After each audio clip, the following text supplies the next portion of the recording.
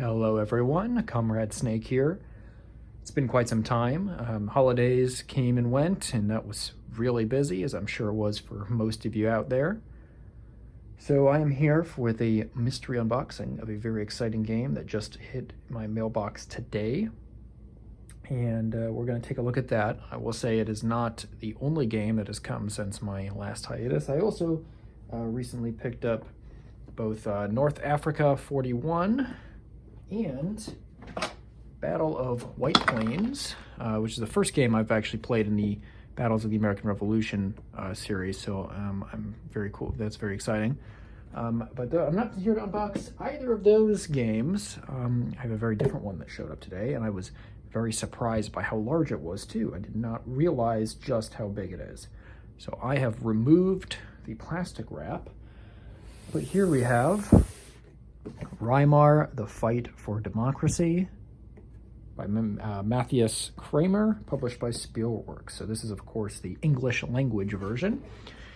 And this is a 4-player game that covers the Weimar Republic from its inception to its fall, question mark? Depending on how you play your cards right. It may or may not fall. You might be able to uphold democracy, or topple it with a different kind of authoritarian government than as it did historically. So I'm very excited. You can go ahead and take a read there on the back if you want. Should be a pretty cool one. So as you can see, playtime 360 minutes. So yeah, get ready to spend a whole day. This is a whole day game with a lot going on. So as I said, I was not expecting how big this box is. It is huge and heavy. So let's crack it open and see what is inside. Get that fresh game smell. Oh, here we go. We got something here. Looks like a victory point tokens plus a kind of government placard. So already this is pretty big, much bigger than I thought. Let's see, and it looks like we have the board under here. Yep, oh yeah. Oh, that's big. It looks very nice though. The art looks gorgeous. It's got all these nice indents for putting things in. This is for the Parliament, the Reichstag. Okay, we will unfold this here shortly, but let's take a look at what else is in here. So we have our player cards. So we have the SPD, so it's the Social Democratic Party. It actually has their name up there too, Social Democratic Party of Deutschland, Germany. We have the KPD, the Communist Party. So this is one of the kind of authoritarian factions. That's so everyone can play the. I'm just curious what the black has. Okay, the back rather. So more. So this is just a different art on the back, I guess.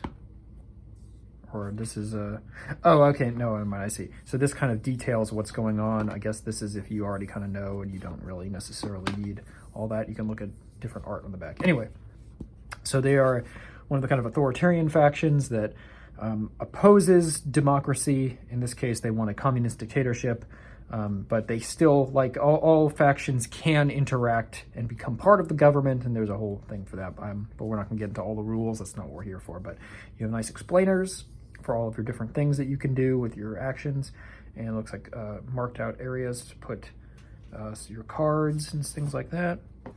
We have Zentrum, so it's the center-right party, Democratic Party here. So the more kind of conservative, you know, sometimes somewhat liberal-ish conservatives party there with all their stuff. And then we have the DNVP, the Deutsche National Volksparty, so the the National German People's Party, I believe is what they translate to in English. So this is kind of the reactionary, anti-democratic forces on the right, and eventually they formed the coalition government with the Nazi Party that would eventually bring down the Weimar Republic, and then the DNVP got sidelined pretty quickly once the Nazis took power and just kind of got pushed out. So that's just a little historical factoid for you. But they were like a reactionary, monarchist, anti-democratic party. So that's the right opposition to the KPD for the purposes of the game. And looks like we got player aid cards. And it's wrapped up in this nice plastic. Let's see. Yeah, so we got 4 player aid cards, double-sided. Let's take one out. So we have flow of the game. So we have a nice outline of the gameplay, end of game and victory. So how you do scoring there. Issues. So this looks like we have well, there's like a whole track for this to debate issues, remove issues. Kind of like if you've ever played Churchill or Verse. I think Churchill's probably the most. I think Versailles is a little different, but I can't remember exactly how it works inside. But you can pull issues toward your faction, your party, and then it'll tell you what it looks like they each do here. So you have some different options on what you want to do to get that. And then a nice guide to tell you all about different symbols. And it looks like this is actually specifically for the SPD, it looks like. And it looks, yep, and we have specifically for the KPD. So each faction actually has its own kind of special one telling you what you can do on it. And I'm wondering if are they actually different, or is it the same and they just changed just for convenience's sake? They look the same except for different party markers. Well, maybe with a more in-depth look I'll see the differences, but so far it just seems they're just the normal cells with just a different art changed out, which is still cool. That's still a nice touch. That's a like work that they didn't necessarily have to do. And it looks like we have a rule book. I'm going to say not counting just the kind of information listing, goes out to, it's an appendix, so really 26 pages it looks like, explaining different things. We also have stuff for minor parties. So the Nazis are in the game, they're a failed condition basically. If they get too powerful, everybody loses. So it looks like, yeah, we have a full color rule book explaining everything. Yep, so you can see everything going on here, overviews, little explanations of different things here. Yep, you get all your info for your rules. Then we have a playbook, which has an example of play, scenarios, historical backgrounds, design notes, picture credits. So yeah, here you go, get a whole example of play you can read through, telling you everything what they're doing. Yep. Kind of a little how it looks at the end there. And scenarios, so we have Republic on the Brink. Oh, this is a solo game. So they're okay. I assumed that it just had its own, all the scenarios were multiple things here, but I did not realize it had some kind of solo stuff going on here. So you have a solo game as the SPD. And you're okay, so you just play as the Democratic forces. You also sort of playing the Zentrum, and you have some kind of pseudo automatic bots. Okay, that's cool. Stuff for how it works there. That's awesome. Well, I didn't know that. That's good to know. The War of Brothers is looks like the 4-player. Oh no, so this is the first 2 rounds. So we have a short scenario with 4 players. Dancing on the volcano. And this is the final, okay, so this is late game 4-player scenario. And then I imagine we have, did I miss it? Oh yeah, here's the historical info. Did I miss or do you just play?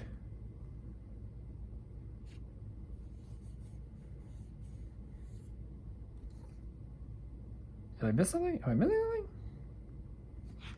Is there not special,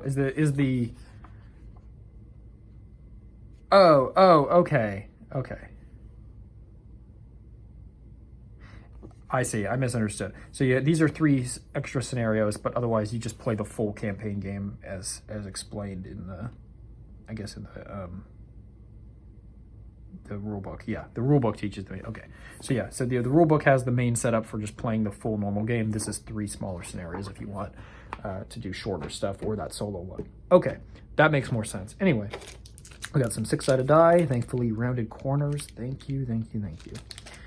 And we got 3 decks of cards. So I'm not going to open these right now, but you have each player has their own decks of cards that they use for events or actions. So you get action points to spend.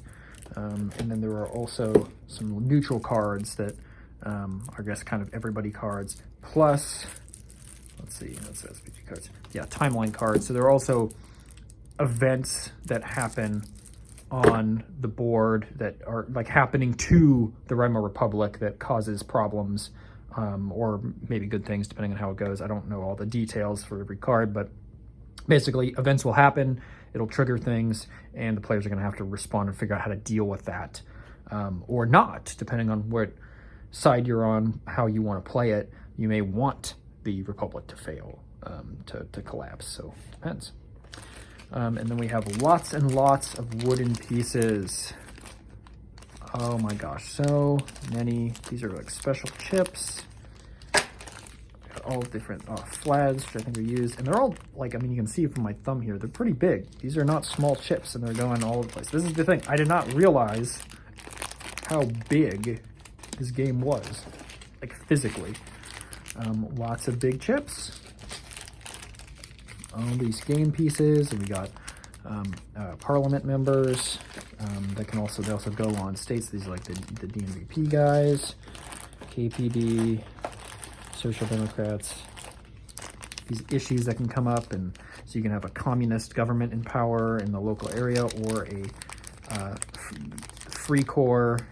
I think they just call them regimes here, but for the DNVP, but so they're like using the Stahlhelm symbol of the free corps, which was like a far-right paramilitary in the days of the Weimar Republic.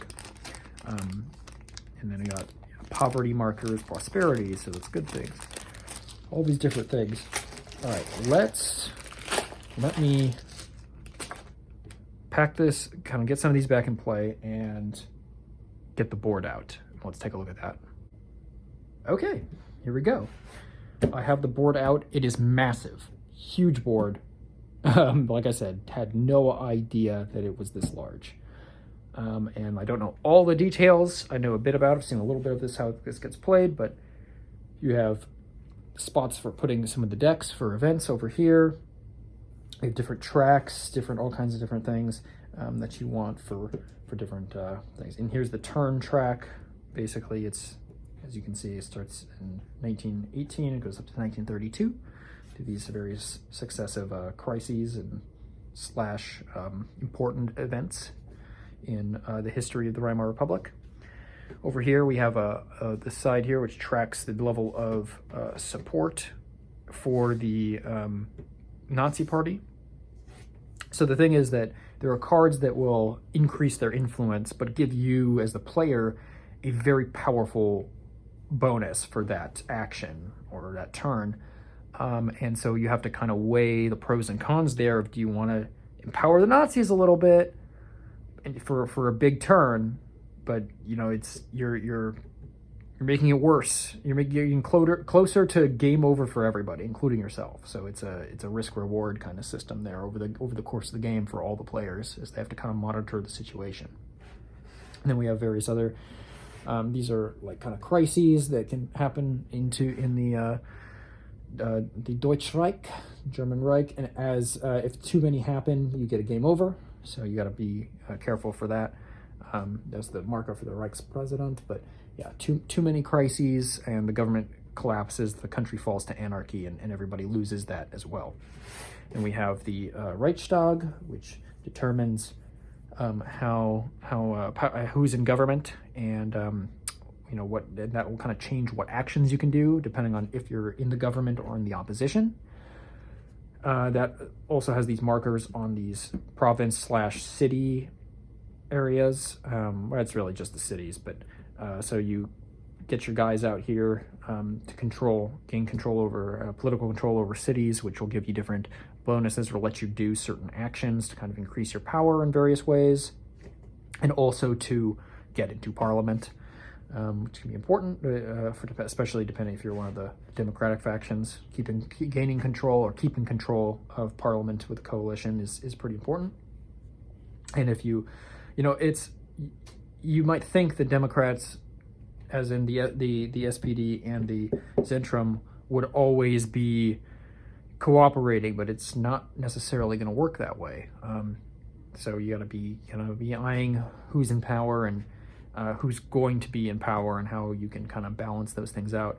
Because at the start, yes, the SPD and the Zentrum are cooperating, but if the Zentrum, excuse me, get some more seats and the SPD is losing ground, they might form up with the DNVP instead and kick out the socialists entirely. That depends on how things are going. And on that regard, we have this track here, which is for the issues track, which will show you kind of where the push and pull of various issues can go at any time. And it also shows you kind of a little bit of how parties overlap. So the Zentrum, excuse me, have some overlap with the DNVP, just a little bit, but no overlap with the KPD. The SPD likewise have some overlap with the Zentrum and some overlap with the KPD, but none with the DNVP. And then, of course, the DNVP and the KPD have no overlap at all with their opposite, with each other, or with the kind of opposite side of the political spectrum. So the KPD will never have, they're too far left. They will never have anything in common with the Zentrum.